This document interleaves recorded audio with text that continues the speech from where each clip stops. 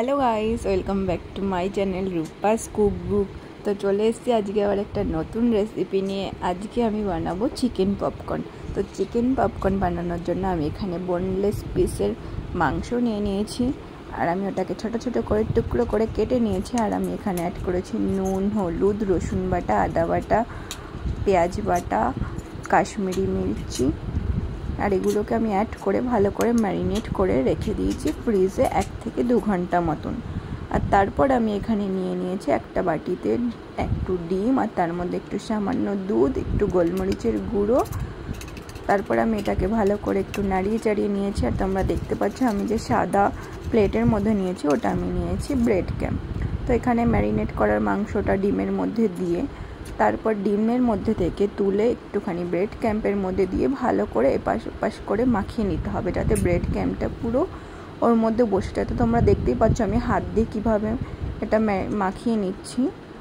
তো এইভাবে একটা একটা করে প্রত্যেকটা মধ্যে ভালো করে মাখিয়ে নিতে হবে ব্রেড ক্যাম্পগুলো।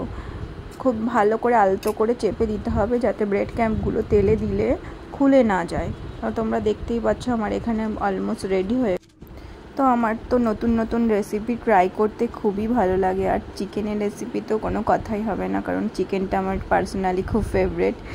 আর তোমরা যদি কোনো রেসিপি দেখতে চাও আমাকে অবশ্যই কমেন্টে জানিও, আমি চেষ্টা করব ট্রাই করার।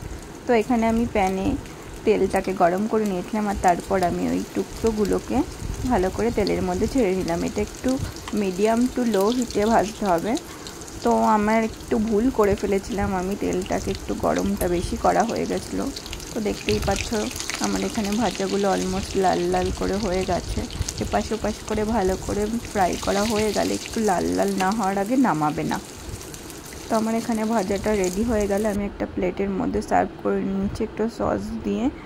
এটা দেখতে যতটা আর খেতেও ঠিক ততটা সুন্দর। তো তোমাদের কেমন লাগলো রেসিপিটা অবশ্যই আমাকে কমেন্টে জানিও। আর এরকম ভালো ভালো ভিডিও পেতে হলে আমার চ্যানেলটাকে অবশ্যই সাবস্ক্রাইব করে দিও। তো থ্যাঙ্কস ফর ওয়াচিং। ভালো লাগলে like, comment and subscribe. Tata, দেখা হবে পরে অন্য কোনো ভিডিও নিয়ে।